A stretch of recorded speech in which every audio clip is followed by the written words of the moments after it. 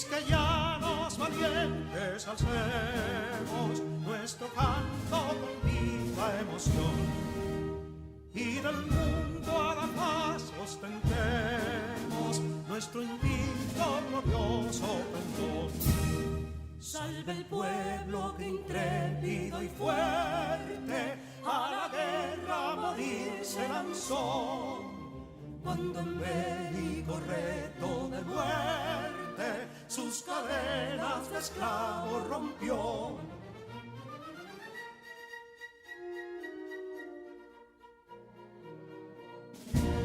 Ningún pueblo ser libre merece si es esclavo, indolente y servil. Si en su pecho la llama no crece, que templó el heroísmo viril, más que estrella la indómita y brava, siempre altiva la frente alzará, que si fuere mil veces esclava, otras tantas ser libres habrá. Que si dolor y ardid la expusieron de un intruso señor al desdén. Las carreras veler campos fueron, que cubiertos de gloria se ven. Que en la cima del heroico baluarte de los libres el verbo encarnó, donde el genio de Sánchez y Duarte a ser libre o morir enseñó.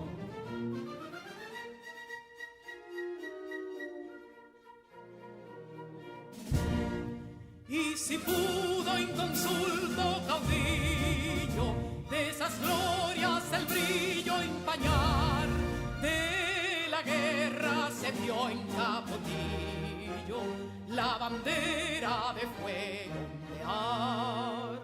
Y el incendio que atónito deja de Castilla al soberbio león, de las playas gloriosas le aleja, donde flota el cruzado pendón.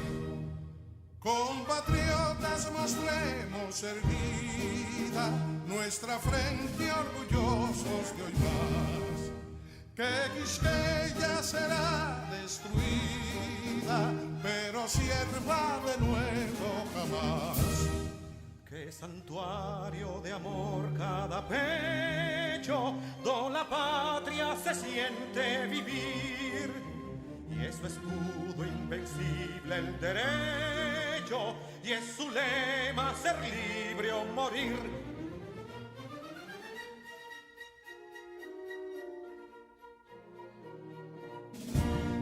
Libertad que aún se yergue serena, la victoria en tu carro triunfal, y el clarín de la guerra aún resuena, pregonando su gloria inmortal.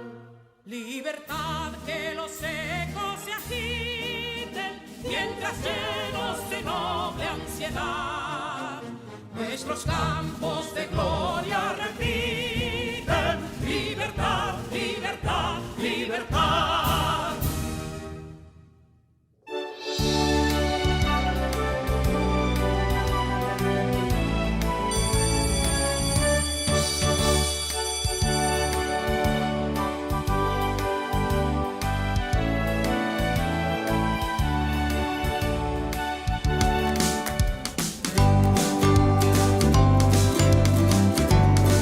Bienvenidos, queridos estudiantes. Deseo se encuentren bien. Es un inmenso placer para mí estar nuevamente aquí con ustedes. Les habla su maestra Rubí Lorenzo Corsino. Un abrazo desde la distancia.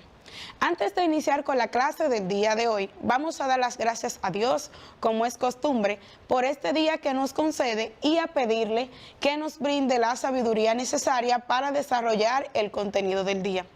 En la clase anterior, gracias al ejemplo que desarrollamos con Lucy, Isi y Liana sobre los refrescos que compraron después de realizar ejercicios, conocimos qué es una ecuación. En conclusión, Definimos que una ecuación es una igualdad entre dos expresiones algebraicas en donde la variable se satisface para algunos valores. Conocimos las partes que componen una ecuación y para esto tomamos como ejemplo x más 3x es igual a 6x menos 30, en donde x representa la variable, el término independiente es representado por el 30 y x más 3x es conocido como el primer miembro, 6x menos 30 es conocido como el segundo miembro. Verificamos cómo se comparan las ecuaciones con una balanza. Y esto es porque la balanza, para que se mantenga en equilibrio, necesita que haya el mismo peso en ambas partes. En una ecuación se busca que lo que esté en el miembro primero o en el miembro de la derecha sea lo mismo o igual que esté en el segundo miembro o en el miembro de la izquierda. Conocimos los tipos de ecuaciones que existen dentro de las más comunes y estas son la ecuación funcional, las ecuaciones diferenciales, la ecuación polinómica, las ecuaciones de primer grado y las ecuaciones de segundo grado. En el día de hoy conoceremos un tema bastante interesante y son las ecuaciones de primer grado con una variable y resolveremos algunos problemas en donde éstas estén implicadas. Ya que sabemos qué es una ecuación, vamos a ver qué significa el grado de una ecuación. Pero, ¿qué es el grado de una ecuación? El grado de una ecuación es el mayor exponente a la que está elevado la variable. Por lo que, si estamos resolviendo una ecuación de primer grado con una variable, esa variable tiene como mayor exponente el número 1. Como ejemplo para ver esto de forma gráfica, vamos a tener la ecuación x menos 1 es igual a 2 más 3, en donde x representa a la variable y el exponente, aunque no se marque porque es 1, siempre está ubicado en la parte derecha y arriba de la variable. Si tomamos en cuenta esta ecuación como ejemplo, la ecuación será de grado 1. Vamos a continuar con el caso que hemos visto desde la clase anterior, de Lucy, Izzy y Liana. Lucy, Izzy y Liana estaban haciendo ejercicios y fueron a comprar refrescos para combatir el calor, y algunas aprovecharon para también llevarlo a la casa. Ellas notaron que por el refresco que compró Lucy, más por los 3 que compró Izzy, le cobraron lo mismo que por los 6 que compró Liana, menos 30. ¿Cómo expresarías lo que ellas notaron? Exacto, tendríamos que resolver la ecuación y al resolver la ecuación encontraríamos el valor de la variable, que en este caso es x, ya que este se mantiene como desconocido al ser una incógnita. Vamos a resolverla por medio de la transposición de términos. Me imagino que te estarás preguntando, ¿y cómo puedo realizar la transposición de términos? La transposición de términos consiste en pasar los términos de un lado de la igualdad a otro con operación inversa. Esto se hace para dejar los términos que tienen variables solas en un miembro de la igualdad y los términos independientes, es decir, los que no tienen variables, en otro miembro, para luego despejar la variable o dejarla sola. Con esta imagen podemos concretar cómo sería pasar la operación inversa. Por ejemplo, la transposición de la suma pasa a restar al segundo miembro. La transposición de la resta pasa a sumar al segundo miembro. La transposición de la multiplicación pasa a dividir en el segundo miembro. Y la transposición de la división pasa a multiplicar en el segundo miembro. Los pasos para la transposición de términos son los siguientes. Como número 1, pasar para el primer miembro los términos que tienen variables, recordando que para cambiar de un miembro a otro lo debes hacer con operación inversa. Por ejemplo, x más 3x es igual a 6x menos 30. Si realizamos la transposición de los términos, podemos ver que 6x pasó al primer miembro como negativos 6x y el 30 como término independiente se queda con el signo de operación. Si continuamos, vamos a realizar las operaciones del lugar y tenemos que x más 3x menos 6x es igual a negativo 30. Si realizamos las operaciones del primer miembro, x más 3x menos 6x nos dará como resultado negativo 2x igual a negativo 30. Paso número 2. Seguimos pasando de un miembro a otro.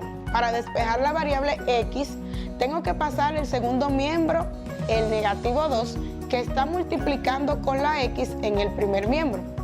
Aquí podemos ver, x es igual a negativo 30 sobre negativo 2. Y esto nos dará como resultado 15, porque 30 entre 2 es igual a 15. Nota. Atendiendo a la regla de los signos, un número negativo entre otro número negativo, el resultado será siempre positivo.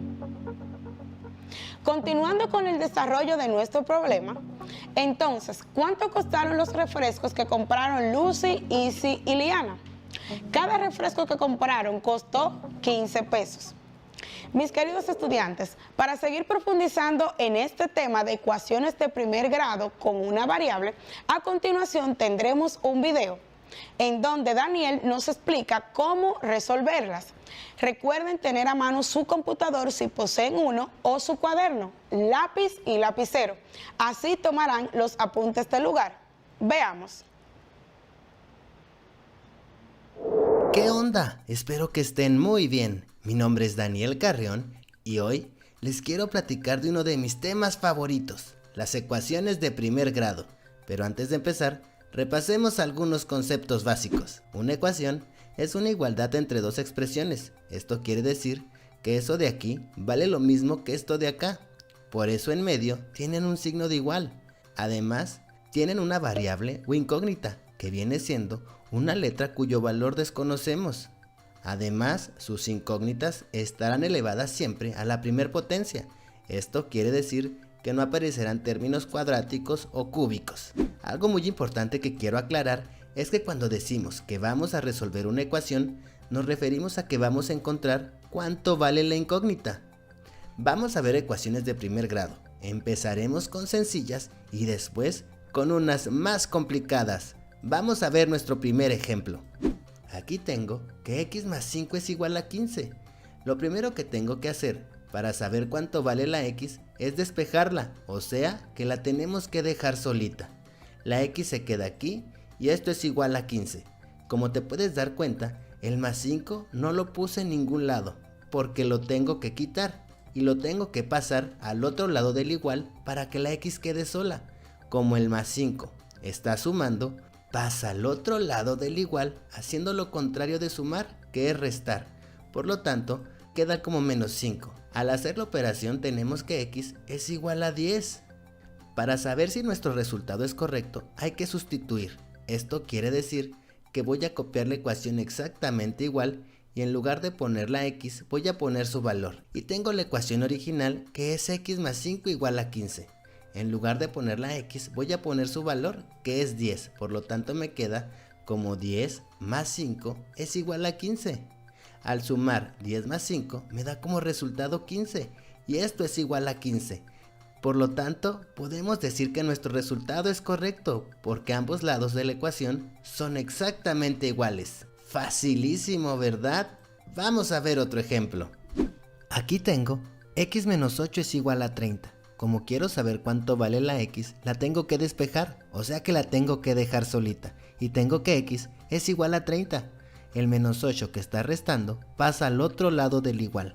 Cuando pasamos algún número al otro lado del igual, tiene que pasar haciendo lo contrario. En este caso, está restando, así que pasa al otro lado del igual sumando. Y tengo que x es igual a 30 más 8.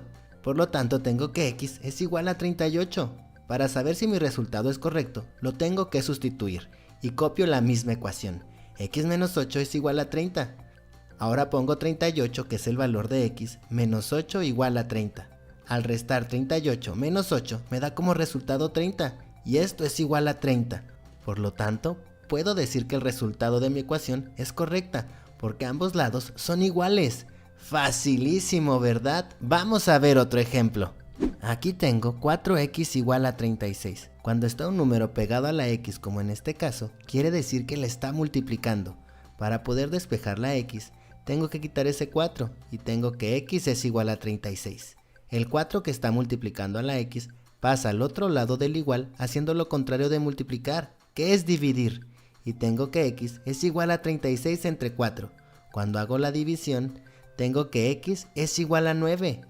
Para ver si mi resultado es correcto, tengo que sustituir y pongo la misma ecuación. 4x es igual a 36. Ahora voy a sustituir. Esto quiere decir que en lugar de poner la x, voy a poner su valor. Y 4 por 9, que es el valor de x, es igual a 36. Al realizar la operación de 4 por 9, me da como resultado 36. Y esto es igual a 36. Por lo tanto, mi resultado es correcto porque ambos lados de la ecuación dan lo mismo. Regalado, ¿verdad? Aquí tengo nuestro siguiente ejemplo. Y tengo que x sobre 7 es igual a 4.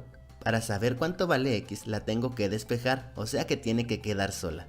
Así que tengo que x es igual a 4, y el 7 que estaba dividiendo pasa al otro lado del igual, haciendo lo contrario de dividir, que es multiplicar, y tengo que x es igual a 4 por 7.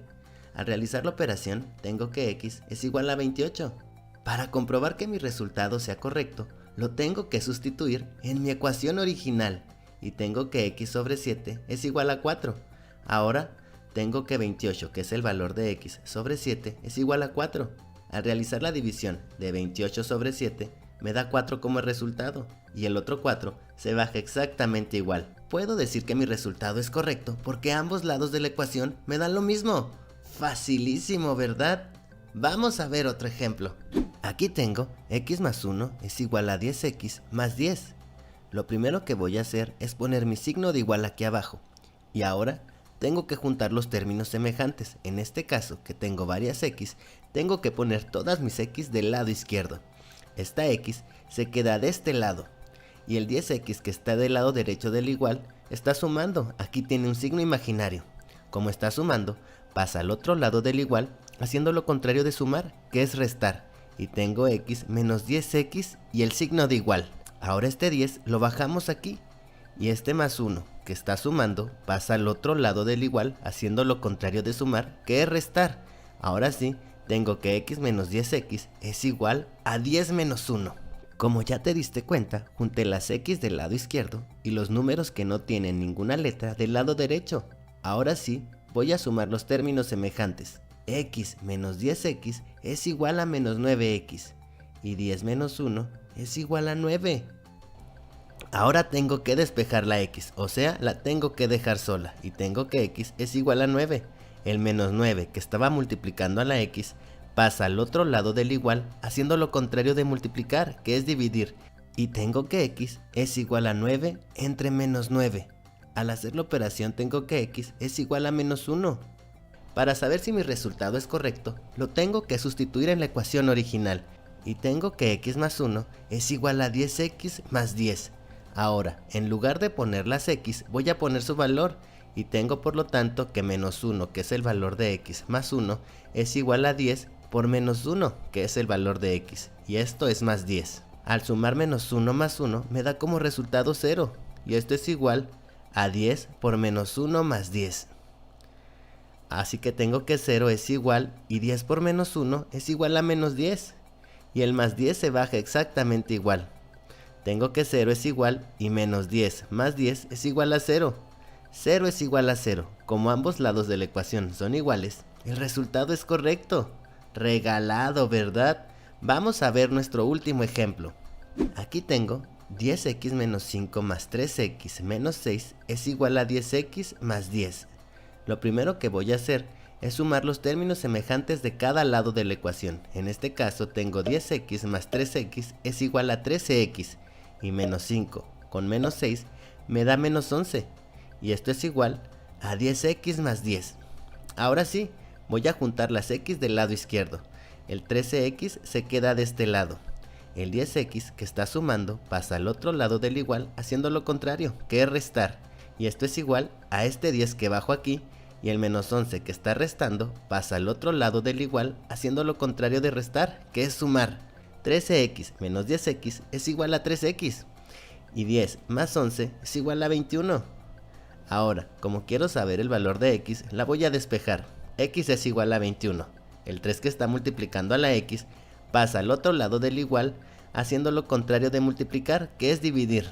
X es igual a 21 entre 3.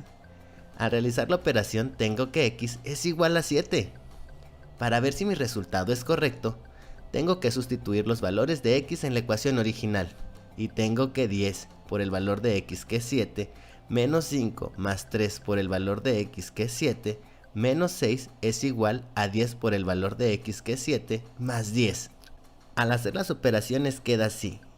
10 por 7 es igual a 70, el menos 5 se baja, y 3 por 7 me da 21, el menos 6 se baja, y esto es igual a 10 por 7 70, y el más 10 se baja. Al sumar 70 menos 5 más 21 menos 6, me da como resultado 80, y 70 más 10 es igual a 80. Como ambos lados de la ecuación son iguales, puedo decir que mi resultado es correcto. A continuación, te voy a dejar unos ejercicios para que los resuelvas. Espero ver tus respuestas en los comentarios. Después de ver el video con Daniel sobre cómo trabajar con las ecuaciones de primer grado con una variable, hemos llegado al final de la clase por el día de hoy. Recapitulando, en el día de hoy trabajamos con las ecuaciones de primer grado con una variable y diferentes problemas en los cuales estos se aplicaban. Expresamos que una ecuación de primer grado con una variable es aquella igualdad entre dos expresiones algebraicas en donde dicha variable tiene como mayor exponente el 1. Partiendo del ejemplo con Lucy, Izzy y Liana sobre los refrescos que compraron después de hacer ejercicios, aprendimos la transposición de términos y así poder hallar el valor de la variable o incógnita que en nuestro ejemplo era la x. Además, conocimos que el grado de una ecuación con una sola variable era el mayor exponente que ésta representaba. Al ser una sola, pues este grado sería 1. Conocimos por otra parte los pasos para realizar una transposición de términos y estos fueron los siguientes. Como número 1, pasar para el primer miembro los términos que tienen variables, recordando que para cambiar de un miembro a otro los debes hacer con operación inversa. Tomamos como ejemplo la ecuación que nos representa la situación de Lucy, Izzy y Liana, que es x más 3x es igual a 6x menos 30. Cuando realizamos la transposición de términos, obtenemos x más 3x menos 6x es igual a negativo 30. Y cuando realizamos las operaciones de lugar en el primer miembro, pues nos da como resultado negativo 2x igual a negativo 30. Como segundo paso tenemos, seguimos pasando de un miembro a otro. Para despejar la variable x, tengo que pasar al segundo miembro el negativo 2, que está multiplicando con la x en el primer miembro. Y esto se vería gráficamente de esta manera. X es igual a negativo 30 sobre negativo 2, lo que es igual a 15. Y si recordamos, tuvimos una pequeña nota en la parte izquierda de la pantalla en la cual nos presentaba la regla de los signos, en donde nos indicaba que cuando se divide entre dos números que son negativos, el resultado será positivo. Mis queridos jóvenes, recuerden que para afianzar los conocimientos adquiridos en el día de hoy, deben realizar las actividades de su cuadernillo. Además, que deben cumplir con los protocolos sanitarios que son lavar sus manos frecuentemente, cumplir con el distanciamiento físico, hacer uso de su mascarilla y colaborar a que sus familiares lo hagan también. Estuvo con ustedes su maestra Rubí Lorenzo Corsino.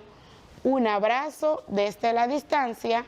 Nos vemos. Cuídense. Adiós.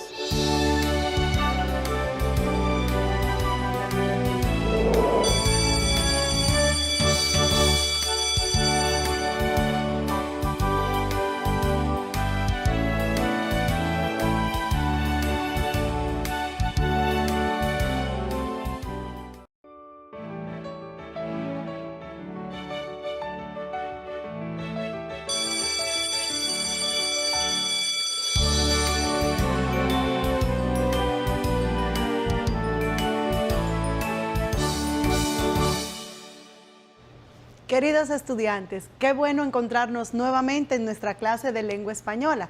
Soy su maestra Yulisa Bautista, quien les acompañará durante el recorrido de hoy en nuestra maravillosa asignatura. Espero que ya tengan todos sus útiles a manos, que estén cómodos para que iniciemos nuestra jornada del día de hoy.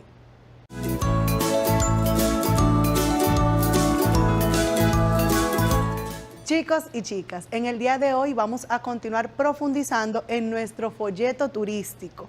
Recuerden que es el proyecto que vamos a realizar en lengua española durante el recorrido por el cuarto cuadernillo. Hoy vamos a pintar con nuestras palabras ese folleto turístico. Y se preguntarán, ¿cómo se pintan con palabras? Tranquilos, hoy vamos a ver en nuestra clase cómo vamos a hacer esta pintura con palabras en esa guía turística. Pero primero recordemos qué vimos en la clase anterior. ¿Recuerdan lo que trabajamos en la clase anterior?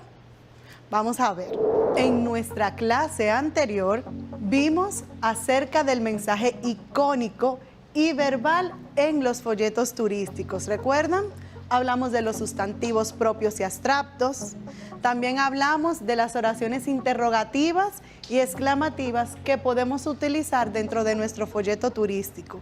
Recordemos que esas oraciones interrogativas las usamos poniéndonos en el lugar del turista. Sin embargo, las exclamativas las usamos para resaltar las características y las cualidades de los lugares que promovemos. Cuando hablábamos de sustantivos propios, lo usamos para nombrar esos lugares, esas playas, esos monumentos, y los abstractos para hablar de la belleza, de la hospitalidad y de cualidades propias de los lugares que promocionamos. También hablamos acerca de los parques nacionales. Pero, ¿qué tenemos para el día de hoy? En el día de hoy vamos a identificar la secuencia textual descriptivas dentro de los folletos turísticos. Vamos a ver sus características y vamos a identificar en diferentes textos algunas secuencias textuales. Así que vamos a prestar mucha atención al contenido que tenemos en el día de hoy.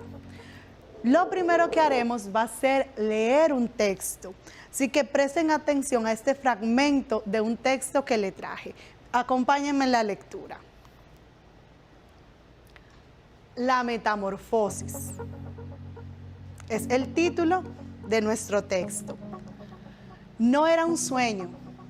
Su habitación, una auténtica habitación humana. Si bien algo pequeña, permanecía tranquila entre las cuatro paredes harto conocidas. Por encima de la mesa, sobre la que se encontraba extendido un muestrario de paños desempaquetados, Sansa era viajante de comercio.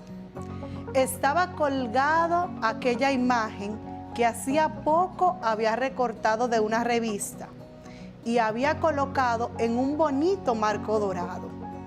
Representaba a una dama ataviada con un sombrero y una boa de piel, que estaba allí, sentada muy erguida, y levantaba hacia el observador un pesado manguito de piel, en el cual desaparecía su antebrazo. Bien, chicos, este fragmento del texto La Metamorfosis nos presenta la imagen de una habitación y algunos elementos que se encuentran en esta habitación.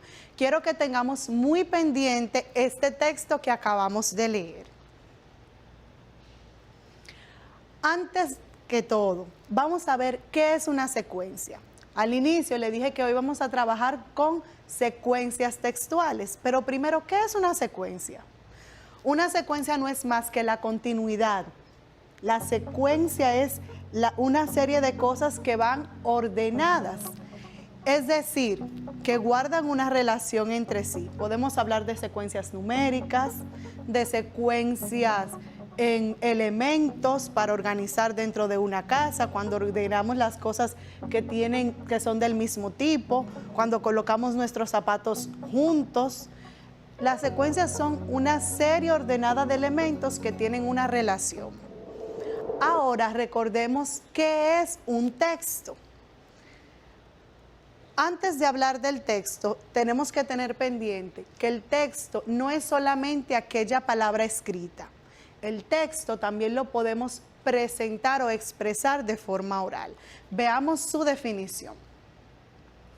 Según el marco común europeo para la referencia de la lengua, se considera como texto a cualquier fragmento de lengua, ya sea enunciado o una pieza escrita, que los usuarios o alumnos, en nuestro caso, recibimos, producimos o intercambiamos. Por tanto, no puede haber un acto de comunicación por medio de la lengua si no hay un texto, sea hablado, sea escrito. Nos comunicamos a través de textos. Ahora bien, existen diferentes tipos o formas de texto y eso lo vamos a ver en nuestra definición. Ya sabemos que es una secuencia, que son una serie de conjuntos o elementos ordenados y que es un texto. Ahora, ¿qué es una secuencia textual? Vamos a unir estos dos conceptos. Las secuencias textuales son aquellas unidades en que se organizan los textos. Se presentan como un modelo de segmentación que permiten articular la complejidad y diversidad del texto. Dicho de una forma más simple, cuando tenemos un fragmento o un texto completo, no solamente encontramos una forma en que el autor expresa sus ideas.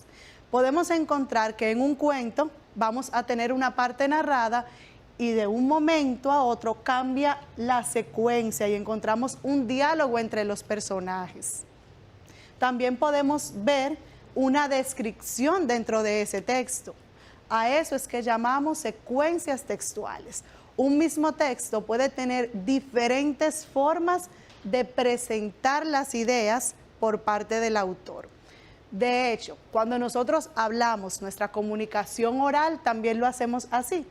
Podemos iniciar narrando un hecho en medio de una conversación o diálogo. Podemos describir dentro de esa narración. Podemos argumentar. Según vamos cambiando las ideas y la forma de presentarlas, va cambiando esa secuencia textual. Ahora, existen diferentes tipos. Ya yo le he mencionado alguna. Le hablé de la narración, del diálogo y de la descripción. En el siguiente esquema, vemos los 5 tipos de secuencias textuales más comunes. La narrativa, la dialógica, la secuencia argumentativa, la explicativa y la descriptiva. Para conocer un poquito más a fondo estas 5 secuencias, los invito a escuchar y observar el siguiente video. Veamos. Hoy día vamos a explicar un poco más en detalle la idea de secuencias discursivas. Empecemos por una definición. Entendemos que una secuencia discursiva es un grupo de 2 o más oraciones relacionadas entre sí y con un fin o una función específica. Nos interesa hacer más caso del fin y esa función. Pensemos, por ejemplo, en una oración, en 2 oraciones, en 3 oraciones. Y cada una de ellas considera un suceso. Un suceso 1, un suceso 2 y un suceso 3. Y en realidad, lo que estamos viendo ahí es un tipo de secuencia. Una secuencia narrativa. Así, una narración no es otra cosa que una serie de sucesos. Por otra parte, si tenemos una duda y cada una de las ideas ataca o trata de resolver esa duda desde distintas partes, a través del lenguaje no estamos haciendo otra cosa que tratar de explicar algo, lo que en la práctica se llamará secuencia explicativa.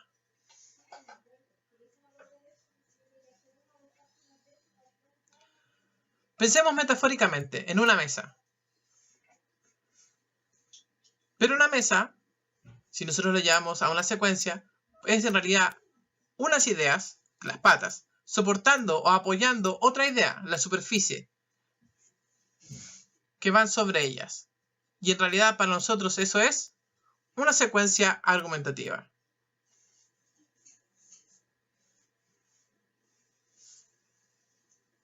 Con el lenguaje yo puedo dibujar las partes de un todo.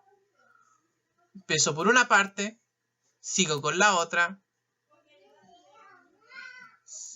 sigo con otra y sigo con otra. El lenguaje me permite dibujar cada una de esas partes para formar un todo. Cuando hacemos eso, estamos describiendo o bien realizando una secuencia descriptiva.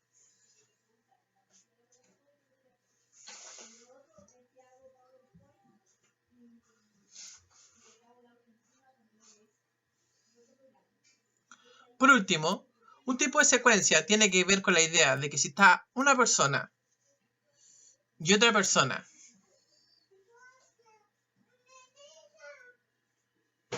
y entre ellas intercambian oraciones, primero una hacia allá, después otra de vuelta y después otra de vuelta, en realidad pueden formar una secuencia que llamaremos dialógica.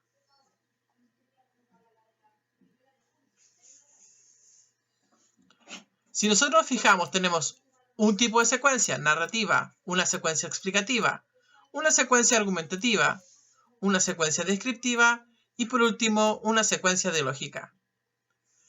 Cada una de estas secuencias puede formar parte de lo que nosotros conocemos como el discurso público. De esta manera, el discurso público se transforma en una naturaleza homogénea que incorpora 1, 2, 3, 4 y hasta 5 secuencias distintas entre sí. Muchas gracias. Chicos, en el video que acabamos de ver nos explican los formatos o formas en que se desarrollan cada una de las secuencias textuales. Nos habla de que la secuencia narrativa es cuando contamos un hecho o un suceso. La dialógica consiste en la conversación, en el diálogo. La explicativa, cuando exponemos una idea para explicar. Y la argumentativa, cuando estamos defendiendo una idea a través de argumentos. Ahora vamos a centrarnos en la que utilizamos en las guías turísticas. Ustedes, de las 5 que vimos, ¿cuáles creen que es la más utilizada? La descriptiva, la secuencia descriptiva. ¿Por qué? Porque vamos a presentarles a nuestros turistas cómo son esos lugares que queremos que ellos visiten. Vamos a recordar primero qué es la descripción. Al inicio, nuestro tema de hoy decía pintando con palabras nuestra guía turística, porque la descripción consiste en eso, en pintar, explicar de una forma detallada, ordenada, cómo son las personas, los animales, lugares, los objetos, sentimientos. Lo hacemos a través de la descripción y nos sirve para ambientar la acción, para hacer más creíbles los hechos que se narran. Muchas veces la descripción contribuye a detener la acción y a preparar el escenario para los hechos que siguen. También se puede definir como la representación verbal de los rasgos propios de un objeto o de un lugar. Al describir una persona, un animal o un sentimiento, se expresan esas características que lo hacen peculiar, que lo hacen diferente a otros de la misma especie o de la misma clase. Muy bien, chicos. Ahora vamos a ver en qué consiste la secuencia descriptiva más detalladamente. Cuando hablamos de la secuencia descriptiva, es esa parte del texto, visto desde nuestro proyecto, nuestra guía turística, donde nos referimos al propósito de representar ese objeto, ese lugar. Podemos en nuestro folleto turístico describir la forma de ser de las personas, hablar de su hospitalidad, de su alegría, describir el ambiente, lo colorido de las playas, describir el clima. Todos estos elementos que caracterizan ese lugar, hablarlos, explicarlos de una manera detallada. Esta representación también la llamamos caracterización, porque lo que hacemos al describir es identificar esas características más importantes. La secuencia descriptiva es muy representativa de los siguientes tipos de textos: las guías turísticas, los textos explicativos, que además de utilizar la secuencia explicativa, utilizan la secuencia descriptiva. También la podemos encontrar en la poesía y otros textos más. Muy bien, chicos. Ahora vamos a volver al texto del inicio. ¿Recuerdan el fragmento que leímos de la Metamorfosis? Vamos a ver la secuencia descriptiva que aparece en ese fragmento. Esto es un ensayo porque más adelante ustedes, en los textos que les voy a presentar, van a identificar qué secuencias se encuentran en estos y van a identificar dónde específicamente aparece esa forma de presentar la información. Vamos a la Metamorfosis. En este tenemos dos elementos que se describen. El primero es la habitación. Nos habla de la habitación, que era una habitación pequeña, humana, tranquila, y que encima de la mesa que estaba en la habitación se encontraba un paquete de paños desempaquetados. El otro elemento descrito es una imagen que había recortado de una revista. ¿Y dónde estaba la imagen? Nos explica, nos describe que esa imagen estaba colocada en un marco bonito, dorado. Nos describe la imagen que se presentaba en ese marco, que era de una dama vestida con un sombrero, con una boa de piel, con un mango, podría ser un bastón también de piel, y un abrigo dentro del cual desaparecía su antebrazo. Ahí vemos una secuencia descriptiva. Sin embargo, este no deja de ser un texto narrativo. Recuerden que un texto no es pura y exclusivamente perteneciente a una secuencia. Dentro de un texto podemos ver cómo convergen, cómo se encuentran diferentes secuencias textuales. Ténganlo pendiente. Ahora, chicos y chicas, vamos a practicar. Vamos a ver los siguientes textos y en ellos vamos a identificar las secuencias textuales. Así que abran bien los ojos, los oídos para identificar las secuencias textuales de estos textos. En el primero, tomado del folleto turístico de la página del Ministerio de Turismo de la República Dominicana, nos habla de Playa Dorada, de sus aguas cálidas, de la intimidad de la comunidad privada en la que se encuentra, de la parte que está abierta al público. También nos habla de Playa Cofresí, Sosúa, y esas se las regalé. Nos presenta una secuencia descriptiva. Vamos a leer este texto de Ana María Matute, Vida Nueva o El Tiempo. Don Emiliano. Don Emiliano llevaba un trajecillo negro verdoso, cuello duro y pulcro, corbata y puños salientes, un sombrero de fieltro marrón, cepillado, botines y guantes de lana, siempre con bastón. Don Emiliano tenía el rostro pálido y los ojos diminutos y negros.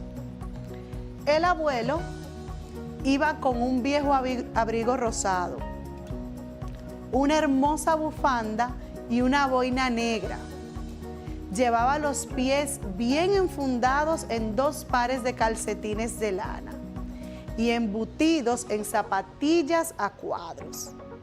Cuando nevaba, no salía, y desde la ventana del piso sobre la tienda contemplaba al audaz, al duro, al implacable Emiliano Ruiz, que le miraba despectivamente y le saludaba de lejos. Emiliano nunca llevaba abrigo. A esos jóvenes estúpidos quiero yo ver a cuerpo como yo.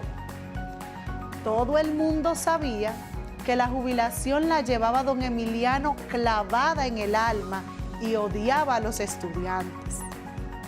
El abuelo, por el contrario, vivía contento. Según decía, había dejado la tienda en manos de su yerno. Ahora vivo con mis hijos, satisfecho, disfrutando el ganado descanso a muchas fatigas. Es por haber tenido hijos y nietos que me cuidan y me quieren. Los que dicen lo contrario y envidian, solo envidian. En este texto, chicos, ¿qué secuencias textuales pueden identificar?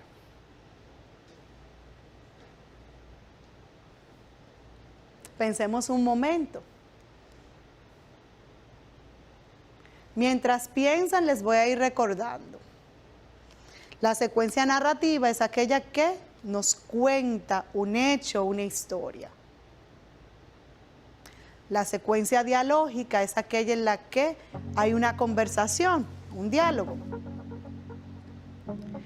La secuencia explicativa es aquella que, como su nombre dice, explica un hecho. La argumentativa es en la que defendemos una idea.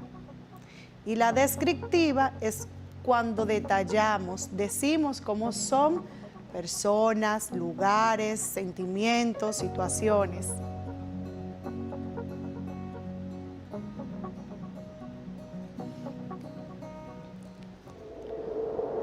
Muy bien. En el texto anterior se presenta una descripción, pero va combinada con la secuencia narrativa. Nos va explicando los hechos. Nos habla de don Emiliano y del abuelo. Nos describe la forma de vestir de ambos, dónde se encontraban, y también describen algunas actitudes. Por ejemplo, nos dice de la actitud de don Emiliano Ruiz, que tenía la jubilación clavada en el alma, que se sentía molesto. Contrario al abuelo, que se sentía satisfecho de haber cumplido con su trabajo, de haber dejado en manos de su familia lo que continuaba de la labor y disfrutar de sus nietos, de sus hijos y del descanso merecido.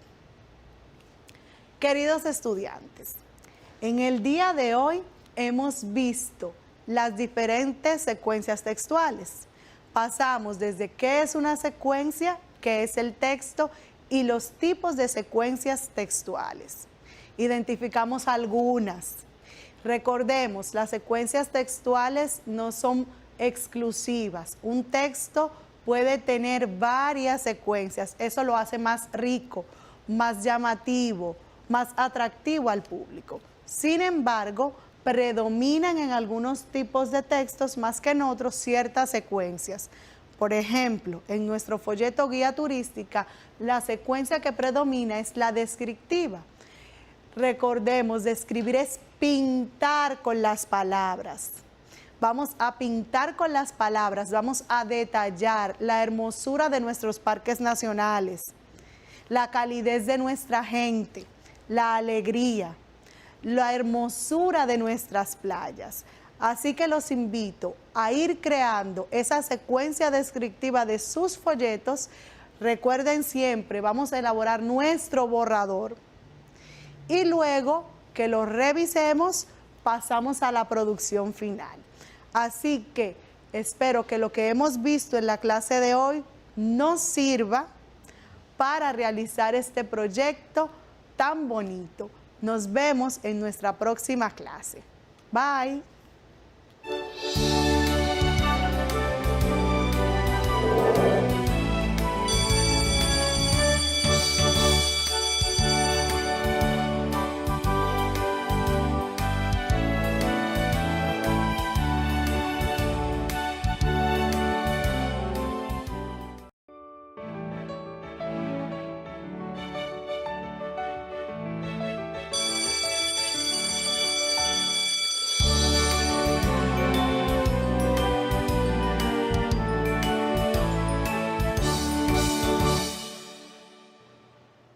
Bienvenidos mis queridos estudiantes a esta su clase de Ciencias Sociales con su maestra Carol Guerrero. Estamos muy contentos de recibirlos aquí.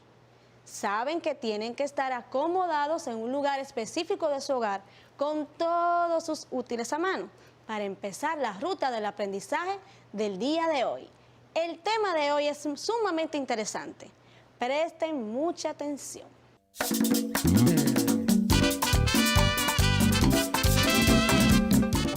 Consecuencias sobre el medio ambiente, desertificación, lluvia ácida y efecto invernadero. Pero antes de iniciar con este tema, vamos a repasar algo. ¿Se acuerdan que estamos trabajando con la elaboración de un modelo de globo terráqueo? Ese es nuestro producto final. Vamos a recordar los primeros pasos. El segundo paso era elegir el destinatario. ¿A quién va dirigido ese proyecto? ¿A quién se lo voy a mostrar? Después vamos a trabajar con la selección del tema. Es una parte sumamente importante. ¿Por qué? Este trabajo te da una amplia gama de posibilidades para realizarlo. Pueden colocar en su globo terráqueo diferentes temas. Pueden trabajar con las coordenadas geográficas, pueden trabajar con los tipos de relieve, pueden trabajar también con los tipos de clima. Recuerden, todo se va a trabajar a nivel planetario. Entonces, después de escuchar esa parte tan importante y repasar los pasos de nuestro proyecto, vamos a observar las siguientes preguntas. Presten atención. ¿Qué es la lluvia ácida? ¿Cómo afecta a los seres vivos? ¿Dónde se produce la lluvia ácida? ¿Cuáles son los efectos de la lluvia ácida? Recuerden, mis niños, que durante el transcurso de esta clase vamos a darle respuestas a estas preguntas. Ahora, vamos a ver los siguientes conceptos que nos van a ayudar a entender mejor lo que vamos a trabajar. Presten atención. Conceptos. Especie. De acuerdo con la Real Academia de la Lengua Española, conjunto de elementos semejantes entre sí por tener uno o varios caracteres comunes. Lluvias. De acuerdo con la Real Academia de la Lengua Española, acción de llover, agua que cae de las nubes. Lluvia ácida. Se forma cuando la humedad del aire se combina con óxidos de nitrógeno, dióxido de azufre o trióxido de azufre, emitidos por fábricas, centrales eléctricas, calderas de calefacción y vehículos que queman carbón o productos derivados del petróleo que contengan azufre. Bien, después de escuchar estos conceptos que son sumamente importantes para entender el tema de hoy, los invito a ver el siguiente video. Presten mucha atención.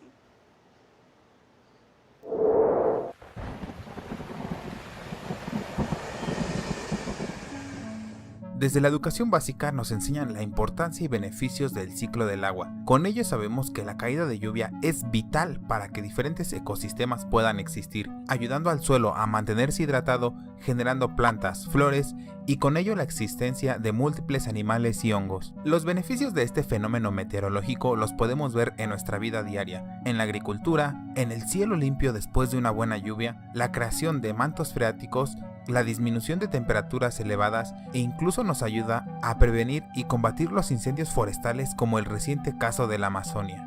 La lluvia sin duda alguna resulta bastante buena para todos, aunque debido a la actividad humana se ha creado un tipo de lluvia no tan benéfica, la llamada lluvia ácida. ¿Pero qué es y cuáles son sus efectos sobre nuestra vida? Le llamamos lluvia ácida a las precipitaciones atmosféricas que se han logrado combinar con otros elementos poco favorables para la salud de todo ser vivo. Estos elementos contaminantes son principalmente el óxido de azufre y el ácido de nitrógeno, que son causados por nuestra gran dependencia a combustibles fósiles como el petróleo, gas o carbón. Estos, al ser combustionados, crean emisiones que más tarde se adhieren al vapor de agua y terminan en deposiciones o lluvias.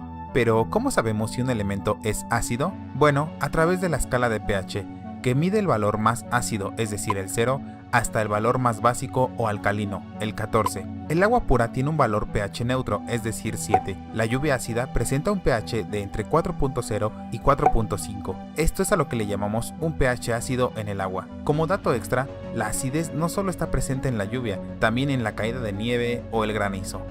Si bien estos elementos contaminantes también son producidos de manera natural a través de los volcanes, los humanos somos los responsables de grandes cantidades de ellos, cada día y a razón de toneladas, con el uso del automóvil, el excesivo uso de fertilizantes, las centrales térmicas y, como ya sabemos, a través de las industrias.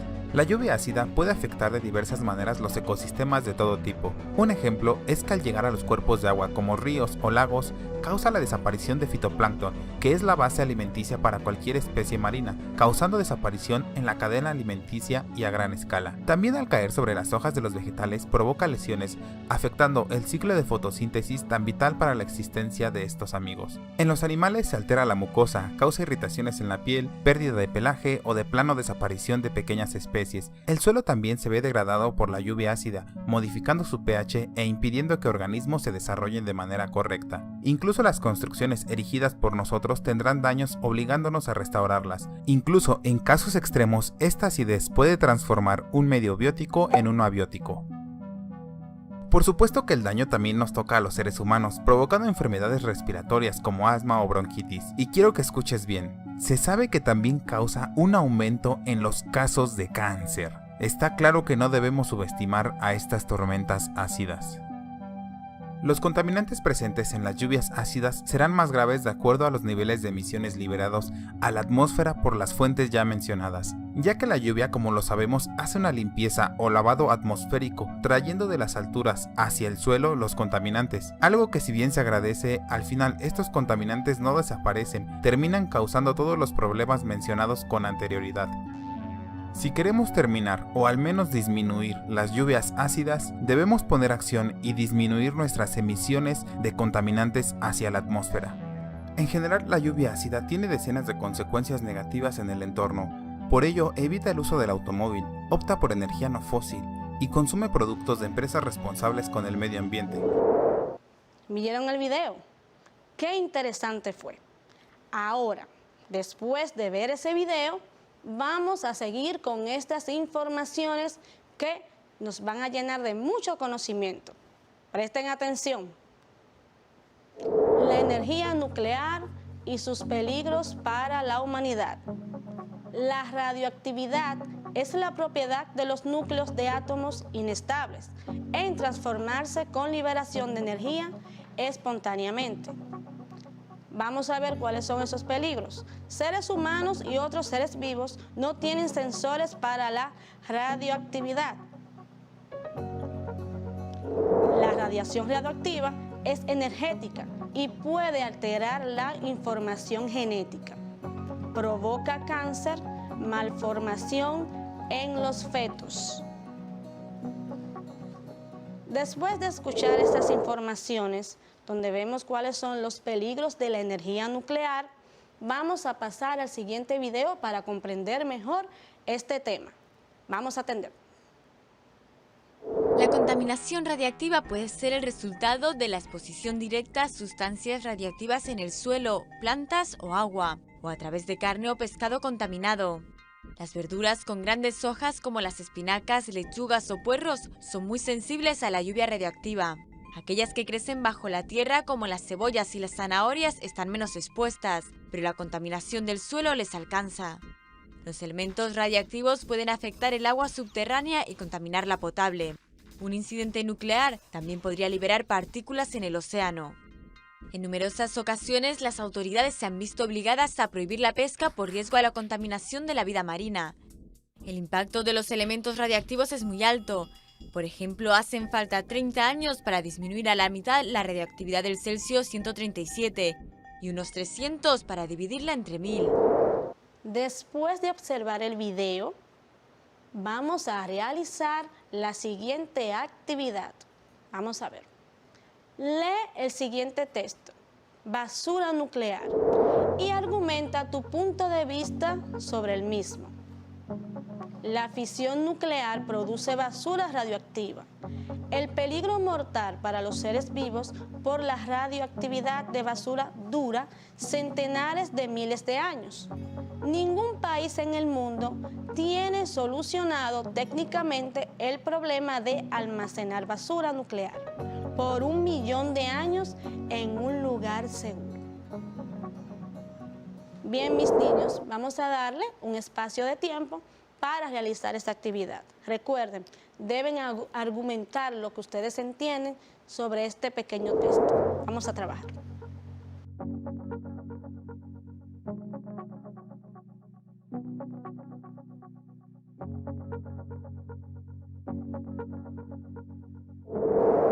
De acuerdo con National Geographic, las lluvias ácidas causan mucho daño a la humanidad.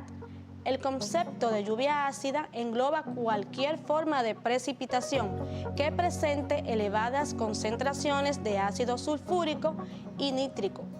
También puede mostrarse en forma de nieve, niebla y partículas de material seco que se posan sobre la tierra. La capa vegetal en descomposición y los volcanes en erupción liberan algunos químicos a la atmósfera que pueden originar lluvias ácidas, pero la mayor parte de estas precipitaciones son el resultado de la acción humana. Como escuchamos en este texto, podemos observar que el principal culpable de estas emisiones de las lluvias ácidas, lamentablemente, es el ser humano. ¿Por qué? Las acciones de las fábricas, también las emisiones de los autos y la quema de combustible fósil. Esto es lo que produce la lluvia ácida. Entonces, vamos a continuar. Bien, después de trabajar con esta parte, vamos a algo sumamente importante. ¿Se acuerdan que estábamos trabajando con el proyecto? Repasamos el paso 2 y el paso 3. Ahora vamos a continuar con nuestro proyecto, que engloba todo lo que hemos trabajado. Presten atención. Actividad 3, manos a la obra. Segunda parte. Debes elegir y conseguir los materiales que usarás para construir el globo terráqueo. Una opción es conseguir un globo, inflarlo hasta que tome la forma aproximada de una esfera y cubrirlo con papel y cola vinílica mediante la técnica de papel maché. Cuando se haya secado, debes pinchar el globo y usar la esfera de papel. Si dispones de internet, puedes acceder a este link que está aquí debajo. Muy bien, entonces continuamos. Cuarto paso de nuestra actividad. Debes incluir en el globo los continentes y las grandes masas de agua. Para hacerlo, debes conseguir un planisferio en blanco. Una vez que lo tengas, recorta cada uno de los continentes y pégalos en el globo, donde corresponda. Si no tienes un planisferio en blanco, puedes calcar los continentes de alguno que figure en tus libros de geografía o en otra fuente. A continuación, pinta tu país y marca la ubicación de sus antípodas. Si quieres, puedes dibujar el Ecuador y el meridiano de Greenwich. También pinta los océanos y los mares. Como vemos aquí, ya estamos en acción. Ya estamos construyendo nuestro globo. Vamos a continuar. Quinto paso. Una vez que tengas el modelo de globo con los continentes y las grandes masas de agua, puedes comenzar a representar el o los temas que elegiste en el segundo paso. En este producto, el aspecto visual es muy importante. Debes procurar que resulte atractivo y claro. Recuerden en este paso, si van a incluir imágenes, si van a incluir textos, pueden hacerlo en pedacitos de papeles y colocarlos en el globo. Tiene que ser, como dice aquí, bastante atractivo y muy claro. Las letras tienen que estar claras. Continuamos. Sexto paso. Prepara una exposición oral para explicar lo que hiciste y compartir la información no representada en tu globo. Una buena forma de organizar una exposición oral es escribir un guión o libreto. En él puedes incluir todas las cuestiones sobre las que quieres hablar, qué dirás sobre cada una y el orden en que lo harás. Cuando termines, para estar seguro de lo que escribiste, puedes practicar en voz alta. En esta parte de la exposición oral, ustedes pueden ser creativos. Pueden imaginarse que están haciendo una investigación, que son viajeros en una parte del mundo. Sean creativos y anímense a hacerla. Ustedes verán que va a ser sumamente divertido. También recuerden cuál es el destinatario. De eso depende su exposición oral. Muy bien. Ahora vamos a pasar a esta parte importante que les puede ayudar mucho en su construcción del modelo de globo terráqueo. Vamos a ver estas informaciones. Las coordenadas geográficas. Los paralelos y los meridianos forman una red que permite localizar en forma precisa un punto cualquiera en la superficie terrestre. Esto es posible mediante el cálculo de las coordenadas geográficas, es decir, los valores de latitud y longitud. La red de paralelos y meridianos tiene dos elementos básicos de referencia, el ecuador y el meridiano de Greenwich. Recuerden, las coordenadas geográficas son líneas imaginarias que utilizamos para localizar. Aquí podemos ver, en esta esfera, vemos las coordenadas geográficas. Aquí vemos el ecuador y aquí vemos el meridiano de Greenwich. Continuamos. La latitud es la distancia entre un punto de la superficie terrestre y el ecuador. Se expresa en valores que van desde 0 grados hasta 90 grados, norte o sur. La longitud es la distancia entre un punto de la superficie terrestre y el meridiano de Greenwich.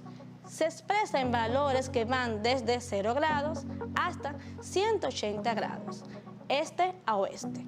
Para ubicar un lugar, entonces, es necesario identificar el paralelo y el meridiano que pasan por ese lugar. También podemos ubicar en nuestro proyecto diferentes espacios geográficos. Los seres humanos interactúan en forma constante con los elementos de la naturaleza para satisfacer sus necesidades. Por ejemplo, construyen obras de infraestructura, explotan los recursos naturales, introducen sustancias artificiales en las aguas, realizan estudios sobre el terreno, etc. Ahora, vamos a esta otra parte. Las ciencias de la Tierra dividen el planeta en 4 subsistemas. ¿Cuáles son?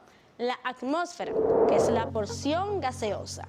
La hidrosfera, el agua que cubre el planeta. La geósfera, que es la parte sólida. Y la biosfera, que es la parte que incluye la vida. Todo eso que hemos visto lo podemos incluir en nuestro globo terráqueo. Recuerden, tienen temas diversos para trabajar. Esto es un apoyo para que ustedes puedan informarse y trabajar mejor. Bien, mis niños, hemos llegado al final de la clase de hoy, que ha sido muy interesante, donde ustedes van a trabajar con su globo terráqueo y van a darle fin a ese hermoso proyecto. ¿Qué trabajamos? Trabajamos con las lluvias ácidas, todo lo que producen, el daño que le hacen al medio ambiente. También trabajamos con la parte de la energía nuclear, cuáles peligros representa para los seres humanos. Uno de ellos es que provoca cáncer y puede cambiar la genética de una persona. Entonces, mis niños, en este momento, con mucho amor y cariño, me despido de ustedes, siempre recordando las medidas de protección ante el COVID-19. ¿Cuáles son? Lavado de manos, su mascarilla y el distanciamiento físico. Entonces, hasta la próxima clase. Bye, bye.